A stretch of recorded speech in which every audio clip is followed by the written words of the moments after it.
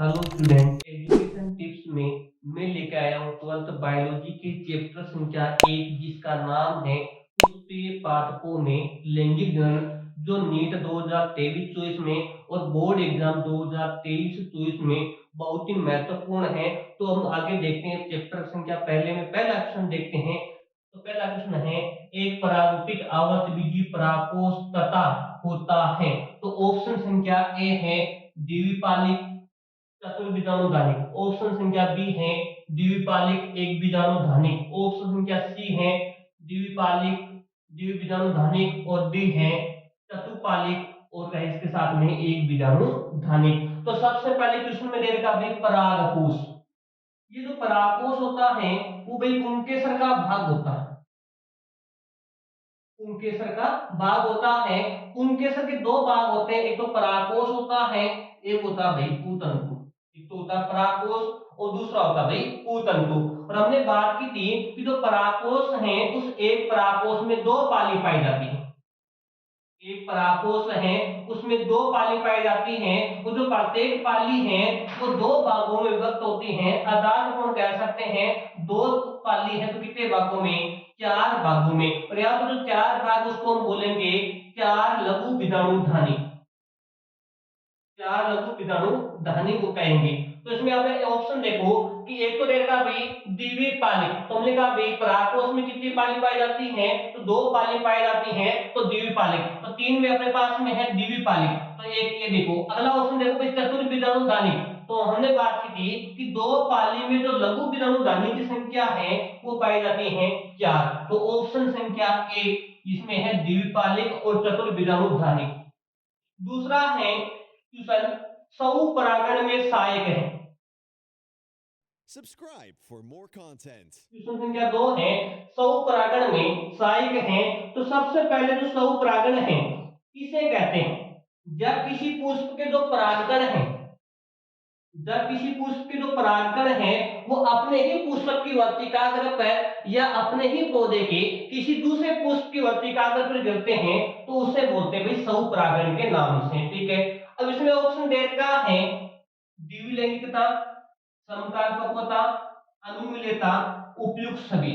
तो पहला ऑप्शन है द्विलैंगिकता। द्विलिंगता का मतलब ये हो गया जिसको हम दूसरा नाम बोलते हैं उभयलिंगता। द्विलिंगता को बोलते हैं भाई उभयलिंगता के नाम से जानते हैं, जिसमें पुंमंग और जायंग या अपन कह सकते हैं नर और मादा दोनों प्रेजेंट होते हैं, उसे बोलते हैं द्विलिंगता। ठीक है, तो द्विलिंगता में जैसे हो गया भाई एग्जांपल के रूप में मक्का, जैसे हो गया मक्का। दूसरा है समकालपक्वता।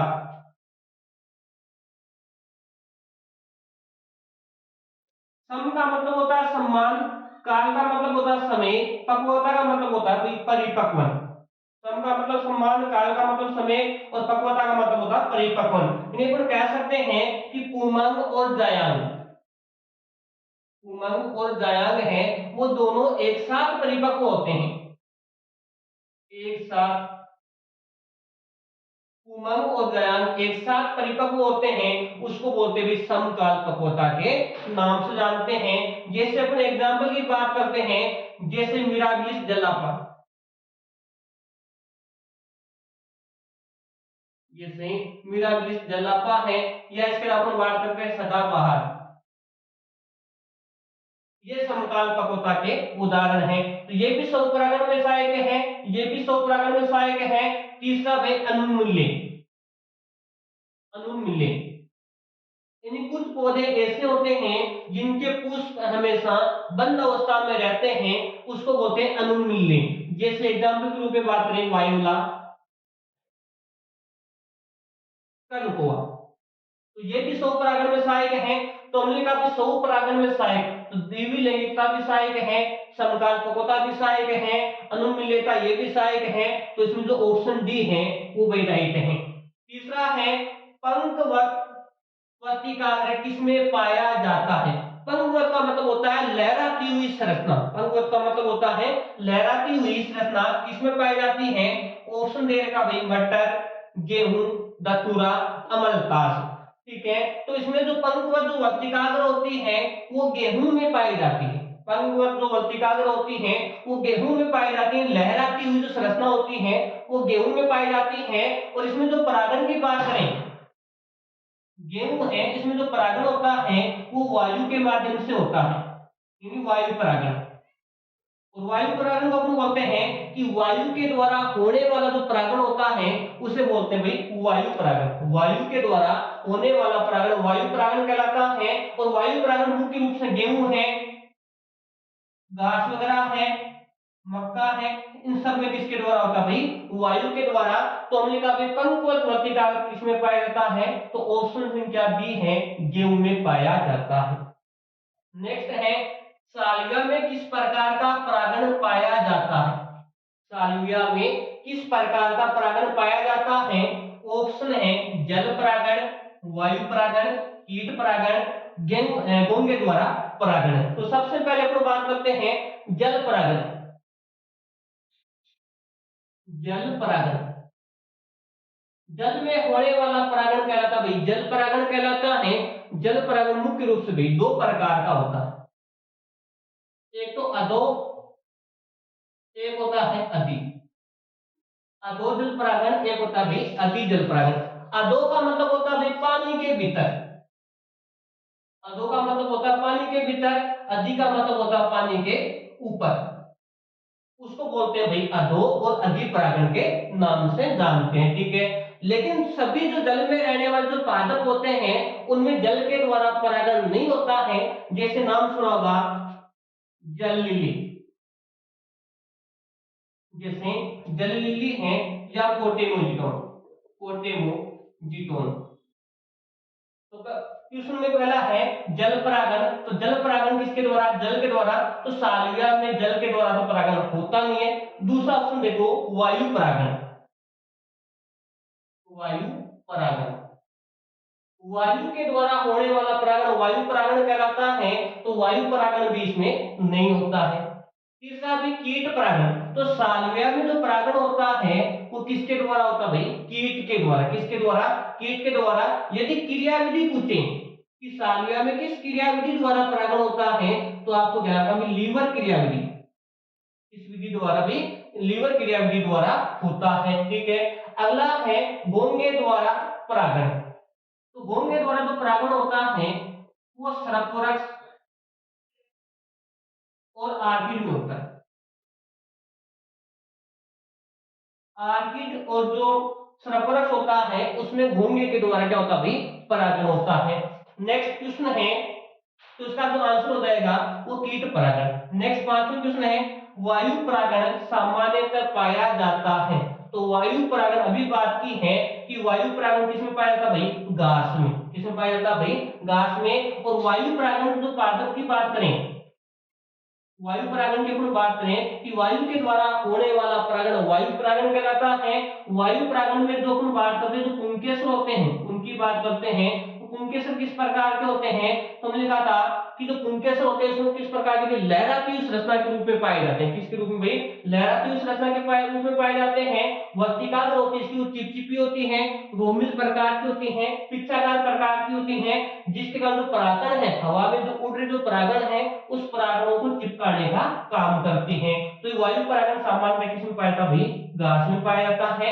आर्किड, अंजीर और लिली इसमें नहीं पाया जाता है। संख्या 6 है मक्का के दानों में पाई जाने वाली एल्यूरोन परत किससे संबंध होती है। तो option A protein, B carbohydrate, C वसा, डी उपयुक्त सभी। तो मक्का में पाई जाने वाली जो एल्यूरोन परत होती है वो प्रोटीन से संबंध होती है। अगला प्रश्न है परागणों को किस माध्यम पर रखा जाता है। ऑप्शन पहला है कैल्शियम, दूसरा है सोडियम, तीसरा है कार्बन नाइट्रोजन और चौथा है मैग्नीशियम, ठीक है। तो देखो भाई परागणों को किस माध्यम पर रखा जाता है, तो कार्बन नाइट्रोजन में। किसमें रखा जाता है भाई, कार्बन नाइट्रोजन में रखा जाता है। ऑप्शन संख्या हो गया इसका सी हो गया। कितने डिग्री सेंटीग्रेड पर, तो ध्यान रखना -196 डिग्री सेंटीग्रेड पर रखा जाता है। अब इसमें एक क्वेश्चन पूछा जाता है क्रायो प्रिजर्वेशन क्या है। क्रायोप्रिजर्वेशन क्या है या शीत संरक्षण क्या है? शीत संरक्षण क्या है कि परागकणों को द्रव्य माध्यम पर या द्रव्य नाइट्रोजन के माध्यम पर रखना ही क्या कहलाता है? क्रायोप्रिजर्वेशन के नाम से इसको जानते हैं। और ये मान ध्यान रखना -196 डिग्री सेंटीग्रेड, यानी परागकणों को द्रव्य नाइट्रोजन में रखना ही क्या कहलाता है? क्रायोप्रिजर्वेशन कहलाता है। तो ऑप्शन संख्या इसका हो गया सी, द्रव्य नाइट्रोजन। अगला प्रश्न है 8वां, परागकणों को रखा जाता है। परागकणों को रखा जाता है। पहला ऑप्शन है स्पर्म बैंक में, दूसरा पराग बैंक में, तीसरा ब्लड बैंक में, चौथा उपयुक्त सभी। तो इसमें पहला ऑप्शन देखो, परागकणों को रखा जाता है, पहला ऑप्शन है स्पर्म बैंक। स्पर्म बैंक में किसको रखते हैं? शुक्राणुओं को। स्पर्म बैंक में शुक्राणुओं को रखते हैं। क्यों रखते हैं? तो भाई जंतु प्रजनन के लिए। किसके लिए? जंतु प्रजनन के लिए। तो ये ऑप्शन तो होगा नहीं। दूसरा है पराग बैंक। पराग बैंक, तो पराग बैंक में किसको रखते हैं भाई? पराग कणों को। पराग बैंक है, इसमें किसको रखते हैं भाई? पराग कणों को। तो ऑप्शन संख्या कौन सा हो गया?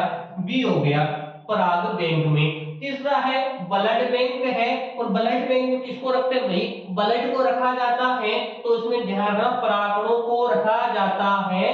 तो ऑप्शन संख्या बी, पराग बैंक में रखा जाता है। 9वां प्रश्न है, पुष्पों की खेती कहलाती है। पुष्पों की खेती या पुष्पों की जो कृषि है उसको बोलते हैं फ्लोरिकल्चर। ऑप्शन संख्या हो गया इसका ए, पुष्पों की खेती को बोलते हैं फ्लोरिकल्चर। एपीकल्चर होता है वो मधुमक्खियों का, हार्टिकल्चर होता है वो अनाजों की, या अपन कह सकते हैं जो पत्तियां वगैरह होती हैं उनकी जो खेती होती है उसको बोलते हैं हॉर्टिकल्चर। तो इसमें ऑप्शन संख्या ए हो गया, फ्लोरिकल्चर। पुष्पों की जो कृषि है उसको बोलते हैं फ्लोरिकल्चर के नाम से। 10वां प्रश्न है, पुष्पीय पौधों में नर किसके विभाजन से बनते हैं? ऑप्शन है लघु बीजाणु, जनन कोशिका, कायिक कोशिका, लघु बीजाणु, मात्र कोशिका। तो इसमें ऑप्शन संख्या बी है, जनन कोशिका। कौन सी कोशिका? जनन कोशिका। तो ये 10 क्वेश्चन बड़े ही इंपॉर्टेंट क्वेश्चन है जो नीट 2023-24 में और बोर्ड जो है बोर्ड एग्जाम 2023-24 में बहुत ही महत्वपूर्ण क्वेश्चन है। Thank you.